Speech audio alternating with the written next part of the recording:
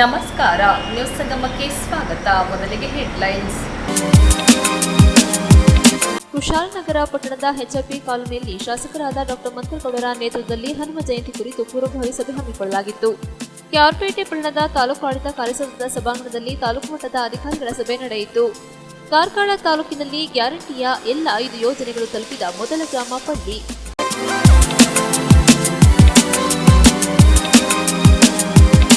ಕುಶಾಲನಗರ ಪಟ್ಟಣದ ಎಚ್ಎಪಿ ಕಾಲೋನಿಯಲ್ಲಿ ಶಾಸಕರಾದ ಡಾಕ್ಟರ್ ಮಂತ್ರಗೌಡರ ನೇತೃತ್ವದಲ್ಲಿ ಹನುಮ ಜಯಂತಿ ಅಂಗವಾಗಿ ಪೂರ್ವಭಾವಿ ಸಭೆ ಹಮ್ಮಿಕೊಳ್ಳಲಾಗಿತ್ತು. ಕುಶಾಲನಗರದಲ್ಲಿ ಡಿಸೆಂಬರ್ 13ರಂದು ನಡೆಯಲಿರುವ ಹನುಮ ಜಯಂತಿ ಅಂಗವಾಗಿ ಶಾಸಕರಾದ ಡಾಕ್ಟರ್ ಮಂತ್ರಗೌಡ ನೇತೃತ್ವದಲ್ಲಿ ನಾನಾ ಇಲಾಖೆ ಅಧಿಕಾರಿಗಳೊಂದಿಗೆ ಪೂರ್ವಭಾವಿ ಸಭೆ ನಡೆಯಿತು. ಕುಶಾಲನಗರ ಪಟ್ಟಣದ ಎಚ್ಆರ್ಪಿ ಕಾಲೋನಿಯಲ್ಲಿ ದಶಮಂಟಪಗಳ ಸಮಿತಿ ಅಧ್ಯಕ್ಷರಾದ ಎಂಡಿ ಕೃಷ್ಣಪ್ಪ ಅಧ್ಯಕ್ಷತೆಯಲ್ಲಿ ನಡೆದ ಸಭೆಯಲ್ಲಿ ಹನುಮ ಜಯಂತಿ ಯಶಸ್ಸಿಗೆ ಸಂಬಂಧಿಸಿದಂತೆ ವಿವಿಧ ಮಂಟಪ ಸಮಿತಿಗಳ ಪದಾಧಿಕಾರಿಗಳ ಹಾಗೂ ಕೋರಿಕೆಗಳ ಸಂಬಂಧ ಸಭೆಯಲ್ಲಿದ್ದ ಅಧಿಕಾರಿಗಳೊಂದಿಗೆ ಚರ್ಚಿಸಲಾಯಿತು. ಧ್ವನಿವರ್ಧಕ ಬಳಕೆ, ಸೀಮಿತ ಅವಧಿಯೊಳಗೆ ಮಂಟಪಗಳ ಪ್ರದರ್ಶನ, ರಸ್ತೆ ದುರಸ್ತಿ, ಲೈಟಿಂಗ್ಸ್ ಅಳವಡಿಕೆ, ಸ್ವಚ್ಛತೆ ಮತ್ತಿತರ ವಿಚಾರಗಳ ಬಗ್ಗೆ ಆಯಾ ಇಲಾಖಾ ಅಧಿಕಾರಿಗಳಿಗೆ ಅಗತ್ಯ ಸೂಚನೆಗಳನ್ನು ಶಾಸಕರು ನೀಡಿದರು. ಹನುಮ ಜಯಂತಿ ಯಶಸ್ಸಿಗೆ ಎಲ್ಲರ ಸಹಕಾರ ಅಗತ್ಯ. ಪ್ರತಿ ಮಂಟಪಗಳಿಗೆ ಲಕ್ಷಾಂತರ ರು ವೆಚ್ಚವಾಗುವ ಹಿನ್ನೆಲೆಯಲ್ಲಿ ಎಲ್ಲರಿಗೂ ಸಮಾಧಾನ ತರುವ ರೀತಿಯಲ್ಲಿ ಕಾರ್ಯಕ್ರಮ ಅಚ್ಚುಕಟ್ಟಾಗಿ ನಡೆಯಬೇಕಿದೆ. ಮಂಟಪಗಳು ಸಾಗುವ ಮಾರ್ಗದಲ್ಲಿ ಅಡ್ಡಿಯಾಗುವ ಮರದ ರೆಂಬೆಗಳನ್ನು ತೆರವುಗೊಳಿಸಲು ಅರಣ್ಯ ಇಲಾಖೆ ಕ್ರಮ ವಹಿಸಬೇಕು. ಹದಗೆಟ್ಟಿರುವ ಎಚ್ಆರ್ಪಿ ಕಾಲೋನಿ ರಸ್ತೆಯನ್ನು ಕೂಡಲೇ ದುರಸ್ತಿಗೊಳಿಸಲು ನೀರಾವರಿ ನಿಗಮ ಕ್ರಮ ವಹಿಸಬೇಕೆಂದು ಶಾಸಕರು ಸಂಬಂಧಿಸಿದ ಅಧಿಕಾರಿಗಳಿಗೆ ತಾಕೀತು ಮಾಡಿದರು. ಪುರಸಭೆ ಅಧ್ಯಕ್ಷರಾದ ಜಯಲಕ್ಷ್ಮಿ, ವಾರ್ಡ್ ಸದಸ್ಯ ಜಯಲಕ್ಷ್ಮಮ್ಮ, ನಂಜುಂಡಸ್ವಾಮಿ, ಜಿಲ್ಲಾ ಪಂಚಾಯಿತಿ ಮಾಜಿ ಸದಸ್ಯರಾದ ವಿಪಿ ಶಶಿಧರ್, ಕೂಡ ಅಧ್ಯಕ್ಷರಾದ ಪ್ರಮೋದ್ ಮುತ್ತಪ್ಪ, ತಹಶೀಲ್ದಾರ್ ಕಿರಣ್ ಜಿ ಗೌರಯ್ಯ, ವೃತ್ತ ನಿರೀಕ್ಷಕರಾದ ರಾಜೇಶ್, ವಲಯ ಅರಣ್ಯಾಧಿಕಾರಿ ರತನ್ ಕುಮಾರ್, ಪುರಸಭೆ ಆರೋಗ್ಯ ನಿರೀಕ್ಷಕರಾದ ಉದಯ್ ಕುಮಾರ್, ಸೆಸ್ ಸಹಾಯಕ ಕಾರ್ಯಪಾಲಕ ಅಭಿಯಂತರರಾದ ಮಂಜುನಾಥ್, ನೀರಾವರಿ ನಿಗಮ ಸಹಾಯಕ ಅಭಿಯಂತರೆ ಸೌಮ್ಯ, ಆಂಜನೇಯ ದೇವಾಲಯ ಸಮಿತಿಯ ಪುಂಡರೀಕಾಕ್ಷ, ರಾಜೀವ, ಕನ್ನಡ ಸಾಹಿತ್ಯ ಪರಿಷತ್ತಿನ ತಾಲೂಕು ಅಧ್ಯಕ್ಷರಾದ ಕೆಎಸ್ ನಾಗೇಶ್, ಮುಖಂಡರಾದ ಜೋಸೆಫ್ ವಿಕ್ಟರ್ಸೋ ಸೇರಿದಂತೆ ವಿವಿಧ ಮಂಟಪ ಸಮಿತಿಯ ಮುಖಂಡರಾದ ಡಿಸಿ ಮಂಜುನಾಥ್, ಗುರುಪ್ರಸಾದ್, ಧರ್ಮ, ಅವಿನಾಶ್, ಕೆಜಿ ಮನು, ಸಚಿನ್, ಶಶಿಕುಮಾರ್, ರಾಮು, ಸುಮನ್, ಸುನೀಲ್, ಭಾಸ್ಕರ್ ನಾಯಕ್ ಮತ್ತಿತರರು ಭಾಗವಹಿಸಿದ್ದರು. ನ್ಯೂಸ್ ಸಂಗಮಕ್ಕಾಗಿ doctor H M Raghukoti, Kushalnagar. ಕಾರ್ಕಳದ ಶ್ರೀ ವೆಂಕಟರಮಣ ದೇವಸ್ಥಾನದಲ್ಲಿ ಕಾರ್ತಿಕ ಮಾಸದ ಅಂಗವಾಗಿ ವಿಶೇಷ ಪೂಜೆ ಸಲ್ಲಿಸಲಾಯಿತು. ಕಾರ್ತಿಕ ಮಾಸದಲ್ಲಿ ನಡೆಯುವ ಕಾರ್ತಿಕ ಏಕಾದಶಿ ಅಖಂಡ ಭಜನ ಪಡು ತಿರುಪತಿ ಖ್ಯಾತಿಯ ಶ್ರೀ ವೆಂಕಟರಮಣ ದೇವಾಲಯದಲ್ಲಿ ಬೆಳಿಗ್ಗೆ ಸುಪ್ರಭಾತದ ನಂತರ ಶ್ರೀ ವೆಂಕಟರಮಣ ದೇವರಿಗೆ ಪೂಜೆಯನ್ನು ನೆರವೇರಿಸಿ ನಂತರ ಗೋಪೂಜೆಯನ್ನು ಮಾಡಿ ನಂತರ ದೀಪವನ್ನು ಬೆಳಗಿಸಿ ಭಜನಾ ಕಾರ್ಯಕ್ರಮ ನಡೆಯಿತು. ಶ್ರೀ ವೆಂಕಟರಮಣ ದೇವಸ್ಥಾನದ ಆಡಳಿತ ಮಂಡಳಿಯ ಮುಖ್ಯಸ್ಥರಾದ ಜಯರಾಮ್ ಪ್ರಭು ಹಾಗೂ ಇನ್ನಿತರ ಆಡಳಿತ ಮಂಡಳಿಯವರು ಹಾಗೂ ಸರ್ವ ಸದಸ್ಯರು, ಭಜಕರು, ಭಜನಾ ಮಂಡಳಿಯ ಸರ್ವರು ಅಖಂಡ ಭಜನೆ ನಿರಂತರವಾಗಿ ನಡೆಯಿತು.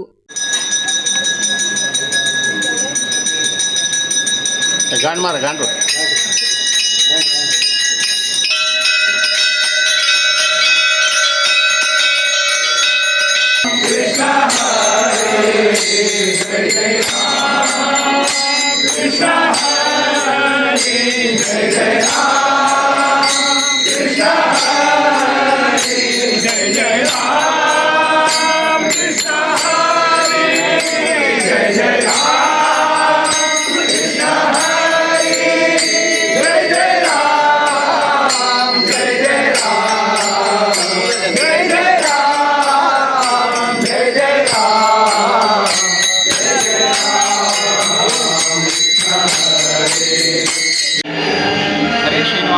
ಶ್ರೀನಿವಾಸ ವೆಂಕಟರಮಣ ಗೋವಿಂದ. ನಮ್ಮ ಕಾರ್ಕಳ ಪಡು ತಿರುಪತಿ ಅಂತಲೇ ಪ್ರಸಿದ್ಧ ಚಪ್ಪರ ಶ್ರೀನಿವಾಸ ಸದಾ ಅಲಂಕಾರ ಪ್ರಿಯ, ವೈಭವ ಪ್ರಿಯ, ವೈಭವ ಪ್ರಿಯ, ಭಜನಾ ಪ್ರಿಯ. ಸುಮಾರು 80 ವರ್ಷದ ಮೊದಲು ಕಾರ್ಕಳದಲ್ಲಿ ನಮ್ಮ ಶ್ರೀಧರ ರಂಗನಾಥ್ ಪೈ ಹಾಗೂ ನಮ್ಮ ಕೃಷ್ಣ ಪುರಾಣಿ ಇತರ ವೈದ್ಯ ತಂಡ ಇವರೆಲ್ಲರೂ ಸೇರಿ ನಮ್ಮ ಕಾರ್ಕಳ ವೆಂಕಟರಮಣನಿಗೆ 4 ತಿಂಗಳ ಕಾಲ ಅಹೋರಾತ್ರಿ ನಮ್ಮ ಶ್ರೀರಾಮ್ ಜಯರಾಮ್ ಜಯ ಜಯರಾಮ್ ಅನ್ನುವಂತಹ ರಾಮತಾರಕ ಮಂತ್ರವನ್ನು ಜಪ ಮಾಡಿದರು. ಆಗಿನ ದಿನಗಳಲ್ಲಿ ಇಷ್ಟು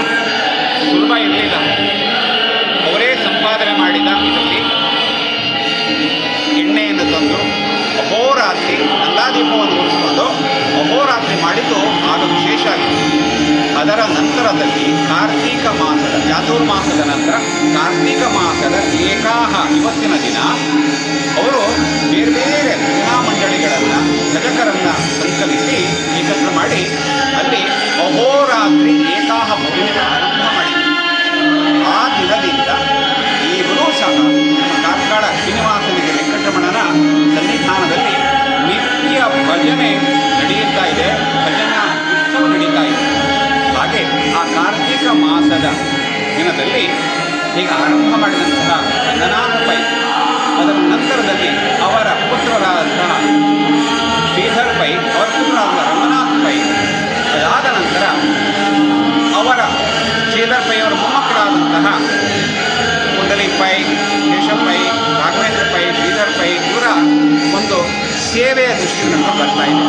ಇಲ್ಲಿ ವೆಂಕಟರಮಣ ಭಜನಾ ಮಂಡಳಿ ನಿರಂತರವಾಗಿ ಭಜನಾ ಸೇವೆಯನ್ನು ಮಾಡಿಕೊಂಡು ಏಕಾಹವನ್ನು ಅದ್ಧೂರಿಯಾಗಿ ವೈಭವವಾಗಿ ಶ್ರದ್ಧೆಯಲ್ಲಿ ನಡೆಸ್ಕೊಂಡು ಬರ್ತಾ ಇರೋದು ಎಲ್ಲರ ಒಂದು ಸೌಭಾಗ್ಯ. ಕಾರ್ಕಳ ಶ್ರೀನಿವಾಸ, ಶಬ್ಬರ ಶ್ರೀನಿವಾಸ ಅವನು ಬಡು ತಿರುಪತಿ ವಾಸ ಅಂತಲೇ ಸಿದ್ಧನಾಗಿದ್ದಾನೆ.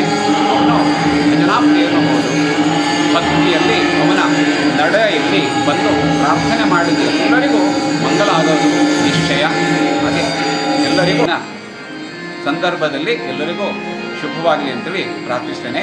ನಾನು ಯೋಗ ಗುರು ಡಾಕ್ಟರ್ ಕಾರ್ಕಳ ರಾಘವೇಂದ್ರ ರಂಗನಾಥ ಪೈ. ನ್ಯೂಸ್ ಸಂಗಮಕ್ಕಾಗಿ ಅರುಣ್ ಭಟ್, ಕಾರ್ಕಳ.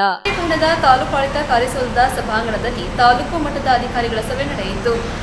ಸರ್ಕಾರಿ ನೌಕರರು ಗ್ರಾಮೀಣ ಪ್ರದೇಶದ ಜನರನ್ನ ಸತಾಯಿಸಿ ಕಚೇರಿಗೆ ಅಲೆದಾಡಿಸದೆ ನಿಗದಿತ ಅವಧಿಯೊಳಗೆ ಸಾಮಾನ್ಯರ ಕೆಲಸ ಮಾಡಿಕೊಡುವ ಮೂಲಕ ಜನಸ್ನೇಹಿ ಆಡಳಿತಕ್ಕೆ ಒತ್ತು ನೀಡಬೇಕೆಂದು ಮಂಡ್ಯ ಜಿಲ್ಲೆಯ ಲೋಕಾಯುಕ್ತ ಡಿವೈಎಸ್ಪಿ ಸುನಿಲ್ ಕುಮಾರ್ ಕಿವಿಮಾತು ಹೇಳಿದರು.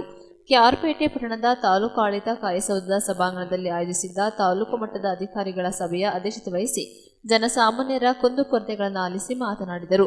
ಲಂಚದ ಹಣಕ್ಕಾಗಿ ಒತ್ತಾಯಿಸಿ ಸಾಮಾನ್ಯರ ಕಾನೂನುಬದ್ಧವಾದ ಕೆಲಸ ಕಾರ್ಯಗಳನ್ನು ಮಾಡಿಕೊಡದೆ ಸತಾಯಿಸಿ ಕಚೇರಿಗೆ ಅಲೆದಾಡಿಸುತ್ತಿರುವ ಬಗ್ಗೆ ಸಾರ್ವಜನಿಕರಿಂದ ದೂರುಗಳು ಬಂದರೆ ಅಂತಹ ಭ್ರಷ್ಟ ಅಧಿಕಾರಿಗಳ ವಿರುದ್ಧ ನಿರ್ದಾಕ್ಷಿಣ್ಯ ಕ್ರಮ ಕೈಗೊಳ್ಳಲಾಗುವುದೆಂದು ತಿಳಿಸಿದರು. ಲೋಕಾಯುಕ್ತ ಉಪ ಅಧೀಕ್ಷಕರಾದ ಸುನಿಲ್ ಕುಮಾರ್ ಅವರಿಗೆ ದೂರುಗಳ ಮಹಾಪೂರವೇ ಹರಿದು ಬಂತು. ಕರವೇ ಜಿಲ್ಲಾಧ್ಯಕ್ಷರಾದ ವನ್ನೇನಹಳ್ಳಿ ವೇಣು ಹಾಗೂ ಸಾಮಾಜಿಕ ಕಾರ್ಯಕರ್ತರಾದ ಜಯಣ್ಣ ದೂರು ನೀಡಿ ಕಳೆದ 25ರಿಂದ 30 ವರ್ಷಗಳಿಂದ ಕೆಆರ್ಪೇಟೆ ಪಟ್ಟಣದ ಪುರಸಭೆ ಹಾಗೂ ತಾಲೂಕು ಪಂಚಾಯಿತಿ ವ್ಯಾಪ್ತಿಯಲ್ಲಿ ನೂರಾರು ಅಂಗಡಿ ಮಳಿಗೆಗಳನ್ನು ಬಹಿರಂಗವಾಗಿ ಹರಾಜು ಮಾಡದೆ ಕಡಿಮೆ ಬಾಡಿಗೆಗೆ ನೀಡಿ ಸರ್ಕಾರಕ್ಕೆ ಲಕ್ಷಾಂತರ ರೂಪಾಯಿ ವಂಚನೆ ಆಗುತ್ತಿರುವುದನ್ನು ತಪ್ಪಿಸಿ ಬಹಿರಂಗ ಹರಾಜು ಮಾಡಲು ಮನವಿ ಮಾಡಿದ ಹಿನ್ನೆಲೆಯಲ್ಲಿ ತಕ್ಷಣವೇ ಕ್ರಮ ಕೈಗೊಳ್ಳುವಂತೆ ಸಭೆಯಲ್ಲಿ ಹಾಜರಿದ್ದ ಚೀಫ್ ಆಫೀಸರ್ ನಟರಾಜ್ ಹಾಗೂ ತಾಲೂಕು ಪಂಚಾಯಿತಿ ಇಒ ಶ್ರೀನಿವಾಸ್ ಅವರಿಗೆ ನಿರ್ದೇಶನ ನೀಡಿದರು. ತಹಶೀಲ್ದಾರ್ ಕರ್ನಲ್ ಅಶೋಕ್, ಲೋಕಾಯುಕ್ತ ಪೊಲೀಸ್ ಇನ್ಸ್ಪೆಕ್ಟರ್ಗಳಾದ ಜಯರತ್ನ, ಬೆಟರಾಯಗೌಡ, ಮೋಹನ ರೆಡ್ಡಿ ಸಭೆಯ ನೇತೃತ್ವ ವಹಿಸಿದರೆ ಎಪಿಎಂಸಿ ಕಾರ್ಯದರ್ಶಿ ಸತೀಶ್, ಆರ್ಎಫ್ಒ ಅನಿತಾ, ಗ್ರೇಡ್ 2 ತಹಶೀಲ್ದಾರ್ ಲೋಕೇಶ್, ತಾಲೂಕು ದೈಹಿಕ ಶಿಕ್ಷಣ ಅಧಿಕಾರಿ ಪ್ರಭುಕುಮಾರ್, ತಾಲೂಕು ಸಮಾಜ ಕಲ್ಯಾಣ ಅಧಿಕಾರಿ ದಿವಾಕರ್, ಬಿಸಿಎಂ ಅಧಿಕಾರಿ ವೆಂಕಟೇಶ್, ಪೊಲೀಸ್ ಸಬ್ ಇನ್ಸ್ಪೆಕ್ಟರ್ಗಳಾದ ನವೀನ್, ಸುಬ್ಬಯ್ಯ, ನೀರಾವರಿ ಇಲಾಖೆ ಐಡಬ್ಲ್ಯೂಗಳಾದ ಕೃಷ್ಣೇಗೌಡ, ವಿಶ್ವನಾಥ್, ದೇವೇಗೌಡ, ರಾಮಕೃಷ್ಣೇಗೌಡ ಸೇರಿದಂತೆ ತಾಲೂಕು ಮಟ್ಟದ ಅಧಿಕಾರಿಗಳು ಭಾಗವಹಿಸಿದ್ದರು.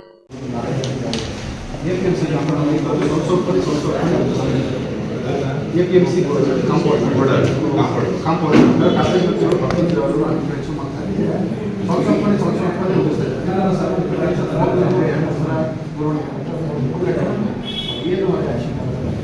ಈ ಕಡೆ ಸರ್ ನಾವು ಕಟ್ಟಿರೋ ಕಾಂಪೌಂಡು ಸ್ವಲ್ಪ ದಿನ ಹೆಚ್ಚಿಸ್ತಾ ಇದ್ದೀವಿ.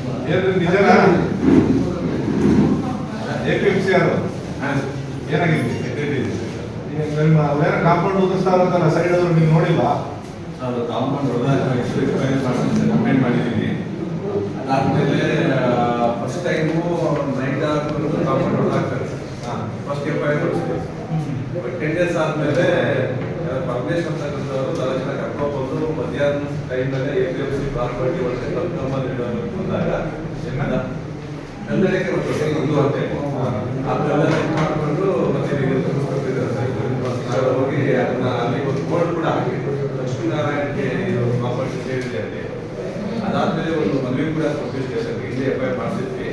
ಅದಾದ್ಮೇಲೆ ಇನ್ನೊಂದು ಬಂದು ಕರ್ಕೊಂಡ್ಬಂದು ಹೇಳಕೊಂಡು ಮತ್ತೆ ಇನ್ನೊಂದು ಹೆಸರು ಕೂಡ ಹಾಕಿದ್ದಾರೆ. ಅವ್ರಿಂದ ಆಕ್ಷನ್ ತಗೊಳ್ತಾರೆ ಅಂತ ಒಂದು ಸ್ಟೇಷನ್ PDO ಲೆವೆಲಲ್ಲಿ ಬರ್ತಕ್ಕಂಥ ಕಚೇರಿ ನೀವು ಇವರ ಸಾಕಷ್ಟು ಬರ್ತಕ್ಕಂಥದ್ದು ನಮಗೆ ಹೆಚ್ಚಿನ ಕಂಪ್ಲೇಂಟ್ ಬರ್ತದೆ PDO ಲೆವೆಲಲ್ಲಿ ಬರ್ತದೆ.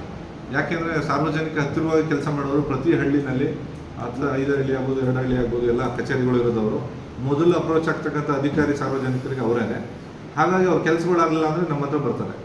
ಅಲ್ಲಿ ಸಾಕಷ್ಟು ಈ ಖಾತಾಗಳನ್ನ ಮಾಡ್ತಾ ಇದ್ದಾರೆ. ಈಗ ಪ್ರೋಗ್ರೆಸ್ ಆಗ್ತಾ ಇದೆ. ಈ ಖಾತಾ ಮಾಡೋ ಉದ್ದೇಶ ಸರ್ಕಾರ ಏನಂದರೆ, ಮೊದಲು ಬೇಕಾಬಿಟ್ಟಿ ಖಾತಾ ಮಾಡ್ತಿದ್ರು, ಅವ್ರಿಗೆ ಹೆಚ್ಚು ಮಾಡೋದು, ಇವ್ರು ಕಮ್ಮಿ ಮಾಡೋದು, ಸ್ಕೆಚ್ ಇರ್ತಿರ್ಲಿಲ್ಲ, ಯಾರ್ದನ್ನು ಯಾರಿಗೂ ಕೊಟ್ಬಿಡೋದು, ಇವೆಲ್ಲ ಆಗಿ ಡಿಸ್ಪ್ಯೂಟ್ಸ್ ಆಗ್ತಾಯಿದ್ರು. ಈ ಖಾತಾ ಮಾಡೋದ್ರಿಂದ ಎಲ್ಲರಿಗೂ ಒಂದು ದಾಖಲೆಗಳು, ಡಾಕ್ಯುಮೆಂಟೇಷನ್ ಆಗ್ತದೆ, ಡಿಜಿಟೈಸ್ ಆಗ್ತಾ ಇದೆ. ಎರಡನೇದು, ಇನ್ನು ಮುಂದಕ್ಕೆ ಆ ಥರ ಅಕ್ರಮವಾಗಿ ಮಾಡೋಕ್ಕೆ ಅವಕಾಶ ಇಲ್ಲ ಅನ್ನೋದು ಒಂದು ತೆರೆ ಹಿಡಿಯೋಕ್ಕೋಸ್ಕರ ಮಾಡಿದೆ. ಆ ಈ ಖಾತಾ ಮಾಡುವಾಗ ಕೂಡ ಸಾಕಷ್ಟು ವೈಲೇಷನ್ಸ್ ಬರ್ತಾವೆ. ಏನಿದೆ, ಅವ್ರಿಗೆ ಈ ಖಾತಾ ಮಾಡುವಾಗ ಒಂದು ಚೆಕ್ ಲಿಸ್ಟ್ ಕೊಡ್ತೀರಿ. ನೀವು ಯಾರು ಪಿ ಡಿ ಒಗಳು ಯಾರಿದ್ದೀರಪ್ಪ ಇಲ್ಲಿ, ಚೆಕ್ ಲಿಸ್ಟ್ ಕೊಡಬೇಕು ಅನ್ನೋದಿದೆ ಪದ್ಧತಿ. ಯಾಕಂದರೆ ಅವರು ಸಾರ್ವಜನಿಕರು ಬಂದವ್ರಿಗೆ ಏನೇನು ದಾಖಲೆ ಕೊಡಬೇಕು ಅನ್ನೋದು ಗೊತ್ತಿರಲ್ಲ ಎಷ್ಟೋ ಜನಕ್ಕೆ. ಆ ಚೆಕ್ ಲಿಸ್ಟ್ನ ನೀವು ಅವ್ನು ಬಂದು ಅರ್ಜಿ ಕೊಟ್ಟ ತಕ್ಷಣ ಇಂತಿಂಥ ದಾಖಲೆಗಳನ್ನ ಕೊಡಪ್ಪ, ನೀನು ಇಂಥ ಹಾಜರುಪಡಿಸಿದ್ರೆ ನಾವು ಮಾಡ್ತೀವಿ ಅಂತ ಕೊಡ್ತೀರಿ. ಅದ್ರಲ್ಲಿ ಭಾಳ ಮುಖ್ಯವಾಗಿ ಏನು, ಮೂಲಪತ್ರ ಅನ್ನೋದು ಒಂದು ಇರ್ತದೆ. ಅಂದರೆ ಒಂದು ಪ್ರಾಪರ್ಟಿ ಹೇಗೆ ಆ ಮನುಷ್ಯನಿಗೆ ಬಂತು ಅನ್ನೋದಕ್ಕೆ ಒಂದು ಮೂಲಪತ್ರ ಇರ್ತದೆ. ಒಂದು ಸರ್ಕಾರದಿಂದ ಬಂದಿರಬೇಕು, ಇಲ್ಲ ಅವ್ರ ಪಿತ್ರಾರ್ಜಿತ್ವ ಬಂದಿರಬೇಕು, ಇಲ್ಲ ದಾನವಾಗಿ ಯಾರಾದ್ರು ಕೊಟ್ಟಿರಬೇಕು. ಹೀಗೆ ಬರಲಿಕ್ಕೆ 3-4 ಕ್ರಮಗಳಲ್ಲಿ ಬರ್ತದೆ ಆಸ್ತಿ. ಕೆಲವ್ರು ಏನು ಮಾಡ್ತಾ ಇದ್ದಾರೆ, ಈ ಸ್ವತ್ತನ್ನ ಅದರಲ್ಲೂ ಸ್ವಲ್ಪ ತಪ್ಪುಗಳಾಗ್ತಾ ಇದ್ದಾವೆ. ಆ ಮೂಲ ಪತ್ರನೇ ನೋಡಲ್ಲ, ಯಾವುದೋ ಒಂದು ಡಾಕ್ಯುಮೆಂಟ್ ತಗೊಳ್ಳೋದು, ಹಿಂದೆ ಎಕ್ಸ್ಟ್ರಾಕ್ಟ್ ಅಂತ ಬರ್ತೀವಿ, ಡಿಮಾಂಡ್ ಎಕ್ಸ್ಟ್ರಾಕ್ಟ್ ಅಂತ ಜಿಂಜರ್ ನಂಬರ್ ಅಂತ ಕೊಡ್ತಿದ್ರು. ಆ ಡಿಮಾಂಡ್ ಅಂದ್ರೆ ಏನಂದ್ರೆ, ಕಂದಾಯ ವಸೂಲಿ ಮಾಡೋಕ್ಕೆ ಇಟ್ಕೊಂಡಿರ್ತಕ್ಕಂಥ ಒಂದು ಪುಸ್ತಕ ಅಷ್ಟೇ. ನೀವು ಕಂದಾಯ ಇಷ್ಟಡಿ ಬೈ ಇಷ್ಟಡಿ ಜಾಗ ಇದೆ, ಇಷ್ಟು ಕಂದಾಯ ಕಟ್ಟಬೇಕು ಅಂತ ಮಾಡ್ಕೊಳ್ಳೋದು. ಅದಕ್ಕೆ ಯಾವುದೇ ಆದ್ರೂ ಲೀಗಲ್ ಮಾನ್ಯತೆ ಇಲ್ಲ. ಆದರೂ ಕೂಡ ನೀವೇನು ಮಾಡ್ತೀರಿ, ಹಿಂದೆ ಯಾರೋ ತಿದ್ದು ಹೋಗಿರ್ತಾರೋ ಒಬ್ರು, ಅವ್ನು ಯಾರಿಗೋ ಜಾಸ್ತಿ ಮಾಡೋದು, ಅವ್ನಿಗೆ ಈ ಖಾತಾ ಮಾಡ್ಕೊಟ್ಬಿಡೋದು. ಆ ಈ ಸ್ವತ್ತನ್ನ ತಗೊಂಡು ನಮ್ಮ ಹತ್ರ ಬರ್ತಾರೆ, ಸರ್ ಹಿಂಗೆ ತಪ್ಪು ಮಾಡಿದ್ದಾರೆ ಸರ್, ಬೇಕು ಅಂತ ಮಾಡಿದ್ದಾರೆ, ಅವ್ನು ಯಾವ ದಾಖಲೆ ಕೊಡ್ದಿದ್ರು, ಅವ್ನಿಗೆ ಹಕ್ಕಿಲ್ದಿದ್ರು ಕೂಡ ಅವ್ನು ಮಾಡ್ಕೊಟ್ಟಿದ್ದಾರೆ ಅಂತ ಬರ್ತಾನೆ. ಮತ್ತೇನು ಮಾಡಬೇಕಾಗತ್ತೆ, ಅಕಸ್ಮಾತ್ ತಪ್ಪಾಗಿದೆ, ತಿಳಿದೇ ತಪ್ಪಾಗಿದೆ ಅಥವಾ ಕೈ ತಪ್ಪಾಗಿರ್ಬೋದು, ನೆಕ್ಸ್ಟ್ ಏನು ಮಾಡಬೇಕು, ಅವರು ದೂರದಾರಿಗೆ ನೀವು ಗೈಡ್ ಮಾಡಬೇಕು. ಇ ಒ ಕಚೇರಿಗೆ ಹೋಗಿ, ಇ ಒ ಕಚೇರಿನ ಕೋರ್ಟ್ ಇದೆ, ನಾನು ಮಾಡಿದ ದಾಖಲೆನ ನಾನು ತಿದ್ದಕ್ಕೆ ಬರಲ್ಲ, ಅಲ್ಲಿ ಅಧಿಕಾರ ಇ ಒಗಿದೆ, ಇ ಒ ಅವರು ಕೋರ್ಟಲ್ಲಿ ಇಟ್ಕೊಂಡು ಅದನ್ನು ಸರಿಪಡಿಸ್ಕೊಡೋದಕ್ಕೆ ಅವಕಾಶ ಇದೆ ನೀವು ಮಾಡಿರೋ ತಪ್ಪನ್ನ ಅಂತ ಹೇಳಬೇಕು. Within 7 days you have to approach before the concern anti corruption bureau. ಅದು ACB ಇರೋ ಕಡೆ ACB ಆಗ್ಬೋದು, ಲೋಕಾಯುಕ್ತ ಕಡೆ ಲೋಕಾಯುಕ್ತ. 8 ದಿನ ಗಡುವಿದೆ. ಆ ಗಡುವು ಒಳಗಡೆ ಬರ್ಬೇಕು ನೀವು. ಅದು ಬಿಟ್ಟು ಆಮೇಲೆ 1 ತಿಂಗಳಾದ್ಮೇಲೆ ಬಂದು ಹಂಗೆ ಹೇಳಿದ ಸರ್, ಹಿಂಗೆ ಮಾಡಿದ ಸರ್, ಆಮೇಲೆ ನೀವು ಟ್ರ್ಯಾಪ್ ಆದಾಗ ಅದನ್ನ ಪ್ರೊಟೆಕ್ಷನ್ ತಗೊಳಕ್ ಹೋದ್ರೆ ನಿಮ್ಗೆ ಅವಕಾಶ ಸಿಗಲ್ಲ. 7 ದಿನದೊಳಗಡೆ ಅವ್ರೇನೋ ತಪ್ಪು ಮಾಡ್ತಿದ್ರೆ ನಿಮ್ಗೆ ಇಲ್ಲಿಗೆಲ್ಲ ಕೆಲಸ ಮಾಡ್ಕೊಡಿ ಅಂತ ಏನೋ ತೊಂದರೆ ಕೊಡ್ತಿದ್ರೆ ಕೊಡ್ಬೋದು. ಇಲ್ಲ ಅಂದ್ರೆ ಅವ್ರೇನು ಹೇಳ್ತಾರೆ ಅದು ಫೈನ್ ಆಗುತ್ತೆ. ನ್ಯೂಸ್ ಸಂಗಮಕ್ಕಾಗಿ ಡಾಕ್ಟರ್ ಕೆ ನೀಲಕಂಠ, KR-ಪೇಟೆ. ಕಾರ್ಕಳ ತಾಲೂಕಿನಲ್ಲಿ ಗ್ಯಾರಂಟಿಯ ಎಲ್ಲ 5 ಯೋಜನೆಗಳು ತಲುಪಿದ ಮೊದಲ ಗ್ರಾಮ ಪಳ್ಳಿ. ಶಕ್ತಿ ಯೋಜನೆಯ ಉಚಿತ ಬಸ್ಸಿಗೆ ಚಾಲನೆ ನೀಡಲಾಯಿತು. ಕರ್ನಾಟಕ ಸರ್ಕಾರದ ಗ್ಯಾರಂಟಿ ಯೋಜನೆಗಳಲ್ಲಿ ಒಂದಾದ ಮಹಿಳೆಯರ ಉಚಿತ ಪ್ರಯಾಣದ ಶಕ್ತಿ ಯೋಜನೆಯ ಬಸ್ಸನ್ನ ಇಂದು ಬೆಳಿಗ್ಗೆ ಪಳ್ಳಿ ನಿಂಜೂರು ರಸ್ತೆಯಲ್ಲಿ ಪಳ್ಳಿ ಗ್ರಾಮಸ್ಥರು ಬಸ್ಸಿಗೆ ಪೂಜೆ ಸಲ್ಲಿಸುವುದರ ಮೂಲಕ ಸ್ವಾಗತಿಸಿದರು. ಪಳ್ಳಿ ವೃತ್ತದಲ್ಲಿ ಮೊದಲೇ ಸೇರಿದ್ದ ಗ್ರಾಮಸ್ಥರು ಮತ್ತು ಕಾಂಗ್ರೆಸ್ ಕಾರ್ಯಕರ್ತರು ಬಸ್ ಬಂದು ನಿಲ್ಲುತ್ತಿದ್ದಂತೆ ಬಾಳೆ ಗಿಡ ಹಾಗೂ ಹೂವಿನ ಮಾಲೆಗಳಿಂದ ಬಸ್ ಅನ್ನು ಶೃಂಗಾರ ಮಾಡಿ ಅರ್ಚಕರ ಮೂಲಕ ಆರತಿ ಬೆಳಗ್ಗೆ ಪ್ರಾರ್ಥನೆ ಸಲ್ಲಿಸಿ ಸರ್ಕಾರಕ್ಕೆ ಜೈಕಾರ ಹಾಕಿ ಸಂಭ್ರಮಿಸಿದರು. ಇದೇ ಸಂದರ್ಭದಲ್ಲಿ ಮಾತನಾಡಿದ ಕಾಂಗ್ರೆಸ್ ಮುಖಂಡ ಉದಯ್ ಶೆಟ್ಟಿ, ಗ್ರಾಮೀಣ ಪ್ರದೇಶದ ಬಡ ಜನರಿಗೆ ಅನುಕೂಲವಾಗುವಂತೆ ಸ್ಥಳೀಯರ ಮನವಿಯ ಮೇರೆಗೆ ಈ ಯೋಜನೆಯನ್ನು ತರಲಾಗಿದೆ. ಸಾರಿಗೆ ಸಚಿವರ ಸಹಕಾರದಲ್ಲಿ ಇದು ಸಾಧ್ಯವಾಯಿತು. ಸಾರ್ವಜನಿಕರು ಇದರ ಸದುಪಯೋಗಪಡಿಸಿಕೊಳ್ಳಬೇಕು. ಈ ಯೋಜನೆಯನ್ನು ಎಲ್ಲಾ ಗ್ರಾಮಗಳಿಗೂ ವಿತರಿಸುವ ಅವಶ್ಯಕತೆ ಇದೆ ಎಂದರು. ಬ್ಲಾಕ್ ಅಧ್ಯಕ್ಷರಾದ ಶುಭದರಾವ್ ಮಾತನಾಡಿ, ಕಾರ್ಕಳ ತಾಲೂಕಿನಲ್ಲಿ ಗ್ಯಾರಂಟಿಯ ಎಲ್ಲ 5 ಯೋಜನೆಗಳು ತಲುಪಿದ ಮೊದಲ ಗ್ರಾಮ ಪಳ್ಳಿ. ಈ ಸರ್ಕಾರ ಯೋಜನೆಗಳನ್ನು ಪ್ರಾರಂಭಿಸಿದಾಗ ಅವಹೇಳನ ಮಾಡಿದ ಬಿಜೆಪಿ ಮುಖಂಡರು ಈಗ ಬಸ್ಸಿನ ಮುಂಭಾಗದಲ್ಲಿ ನಿಂತು ಪೋಸ್ ಕೊಡುತ್ತಾರೆ. ಈ ಯೋಜನೆಯ ಬಗ್ಗೆ ಮಾತನಾಡುವ ಯಾವ ನೈತಿಕತೆಯೂ ಅವರಿಗಿಲ್ಲ. ಈ ರಸ್ತೆಯಲ್ಲಿ ಬಸ್ ಬರಲು ಕಾರಣಕರ್ತರಾದ ಮುಖ್ಯಮಂತ್ರಿಗಳಿಗೆ ಮತ್ತು ಸಚಿವರಿಗೆ ಕೃತಜ್ಞತೆ ಸಲ್ಲಿಸುವುದಾಗಿ ತಿಳಿಸಿದರು. ಇದೇ ಸಂದರ್ಭದಲ್ಲಿ ಗ್ರಾಮೀಣ ಸಮಿತಿ ಅಧ್ಯಕ್ಷರಾದ ವಿಶ್ವನಾಥ್ ಭಂಡಾರಿ, ತಾಲೂಕು ಪಂಚಾಯಿತಿ ಮಾಜಿ ಸದಸ್ಯರಾದ ಸುಧಾಕರ್ ಶೆಟ್ಟಿ, ಕಾಂತಿ ಶೆಟ್ಟಿ, ಸ್ಥಳೀಯರಾದ ಚಂದ್ರಶೇಖರ್ ಶೆಟ್ಟಿ, ಸಂತೋಷ್ ಶೆಟ್ಟಿ, ವಿಜಯ್ ಎಂ ಶೆಟ್ಟಿ, ರಘುನಾಥ್ ಶೆಟ್ಟಿ ಮತ್ತು ಗ್ರಾಮಸ್ಥರು ಉಪಸ್ಥಿತರಿದ್ದರು. ಮುಖ್ಯಮಂತ್ರಿ ಸಿದ್ದರಾಮಯ್ಯ ಕಾಂಗ್ರೆಸ್ ಸರ್ಕಾರಕ್ಕೆ, ರಾಮಲಿಂಗ ರೆಡ್ಡಿ ಅವರಿಗೆ, ಸಾರಿಗೆ ಮಂತ್ರಿ ರಾಮಲಿಂಗ ರೆಡ್ಡಿ ಅವರಿಗೆ, ಉದಯ್ ಕುಮಾರ್ ಶೆಟ್ಟಿ ಅವರಿಗೆ, ಲಕ್ಷ್ಮೀ ಹೆಬ್ಬಾಳ್ಕರ್ಗೆ,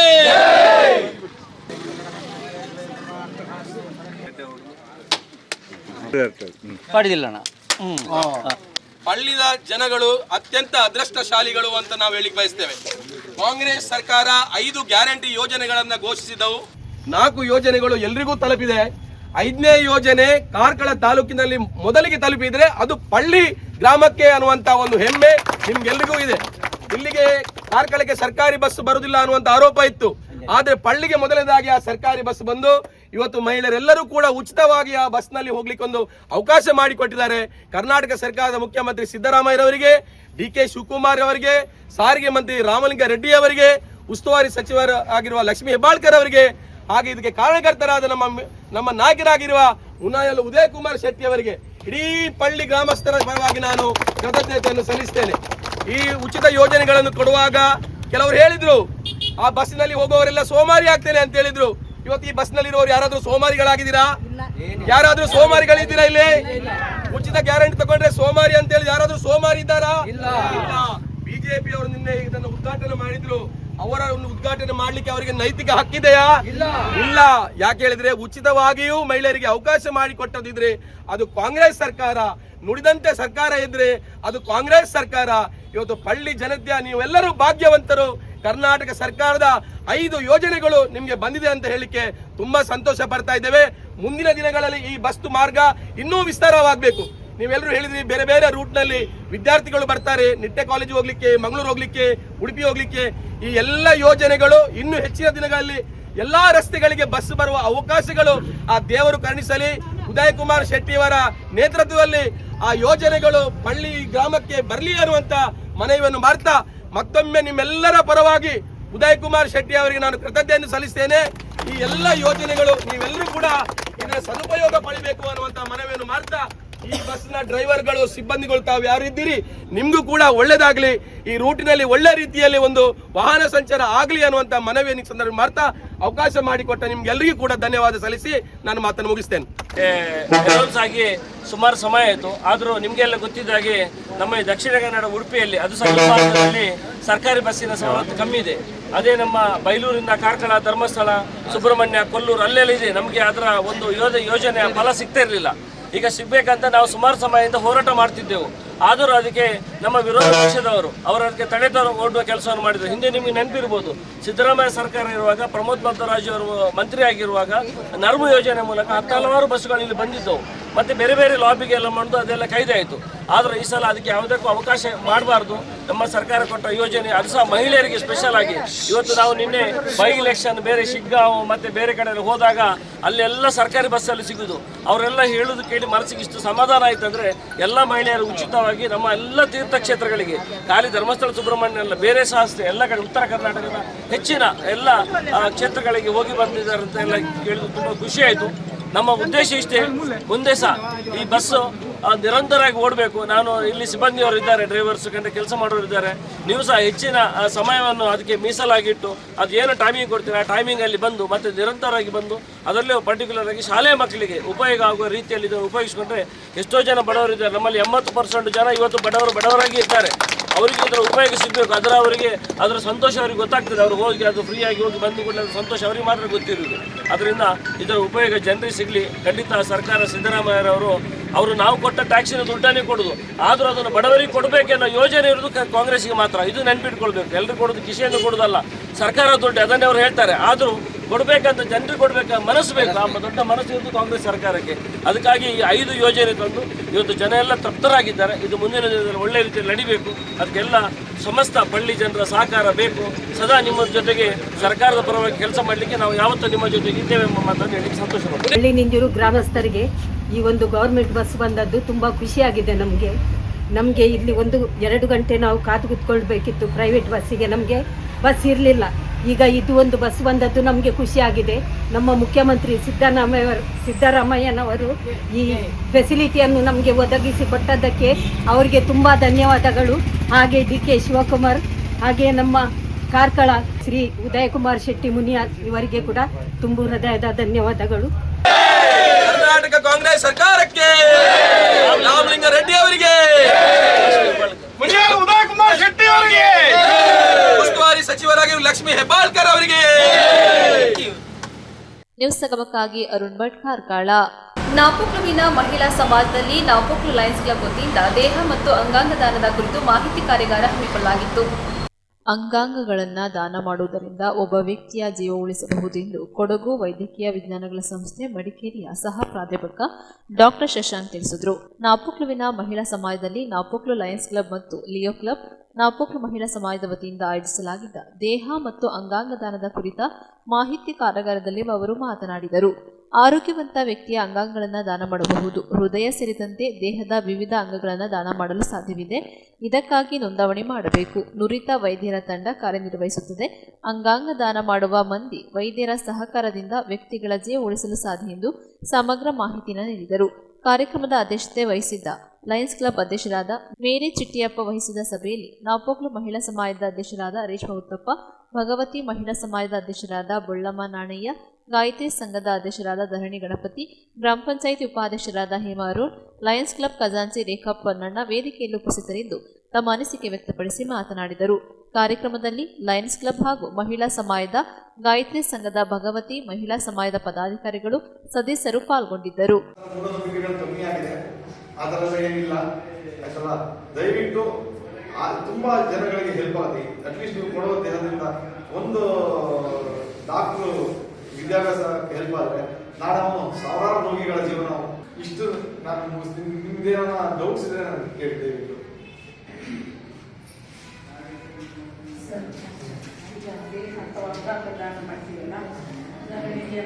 ಡಯಾಬಿಟಿಸ್ ಇದ್ರೆ ಅಥವಾ BP ಇದ್ರೆ ಹಾರ್ಟ್ ಪ್ರಾಬ್ಲಮ್ ಇದ್ರೆ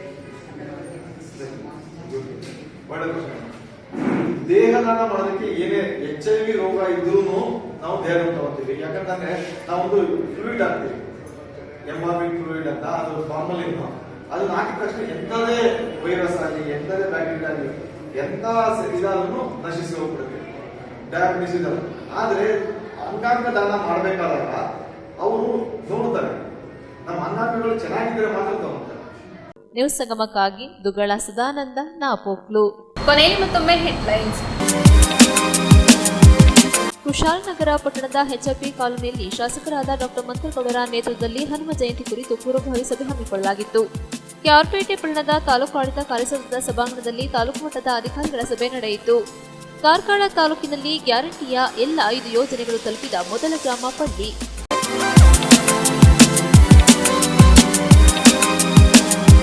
ಇಲ್ಲಿಗೆ ನ್ಯೂಸ್ ಸಂಗಮ ಮುಕ್ತಾಯವಾಯಿತು. ಸುದ್ದಿ, ಮಾಹಿತಿ, ಮನೋರಂಜನೆಗಾಗಿ ನೋಡ್ತಾ ಇರಿ ಸಂಗಮ ಟಿವಿ. ವಂದನೆಗಳೊಂದಿಗೆ ಸುಪ್ರೀತಾ ಎಲ್ಲೆನ್.